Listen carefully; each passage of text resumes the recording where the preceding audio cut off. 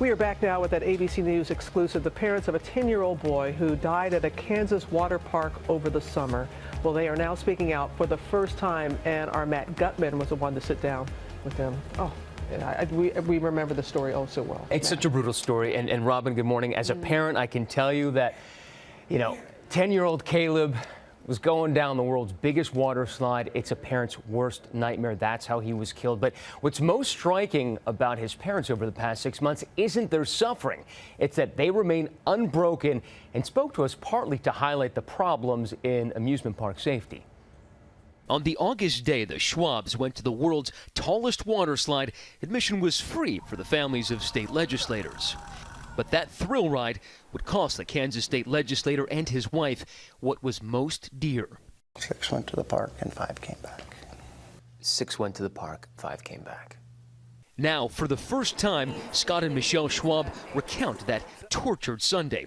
The Schwabs decided to take their 4 boys, including 10-year-old Caleb. You see him here dancing with his baby brother to the Schlitterbahn Waterpark.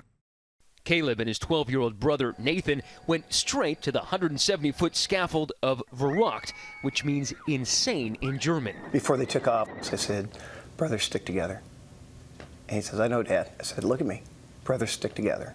"I know, Dad." Okay. It was the last time they'd see Caleb alive. Big brother Nathan dutifully waited for him at the bottom when the unimaginable happened. He was screaming. He flew from Verrückt. He flew from Verrückt.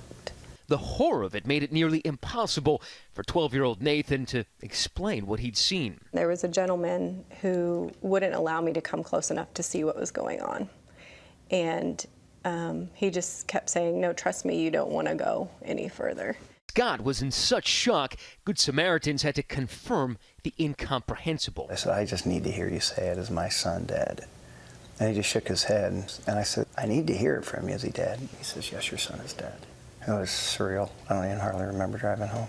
When the slide opened in 2014, it was touted as an extreme thrill ride. Are you insane? Test videos included clips of rafts slinging off the slide. I call that insane. ABC was the first news organization to cover it. Feels like I'm about to be dropped off a cliff. The family has settled with the park for an undisclosed sum, which will go to Caleb's 3 brothers. Call it an accident. But I think you and your attorneys believe that negligence caused Oh, yeah, an yeah. accident. It's an accident. But there's an accounting. Because someone was negligent. Today, the family sustaining itself on faith Holly Jolly Christmas. and those videos of Caleb. There's times that you're just like, I can't look at that right now. Yeah. Then there's other times, you can't sleep. You want to look at it. You can't do it because you can't He bear can't to do it watch. because he can't bear to watch the videos at times. Sometimes it's too hard. What do you miss most about Caleb? Giving him hugs, Hugs.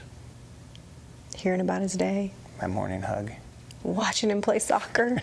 I mean, so much, so many things. Why was it important for you to do this interview? We have a box of greeting cards from around the world. And we just want people to know, one, we're thankful. And yeah, we're still hurting, but we're going to be okay. An amazing family. I asked what message they'd like to send to the folks watching.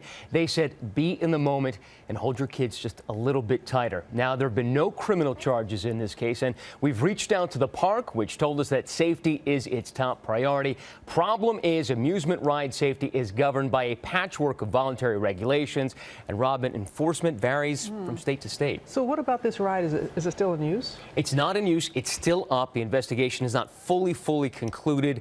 When it is, it's going to be torn down, and the family says that won't happen soon enough. I'm sure for them, but you never know when you're reaching out to a family like that, as they said, all those cards and letters, how it helped them, brought them really some did. measure of comfort. It did. All right, Matt, thank you.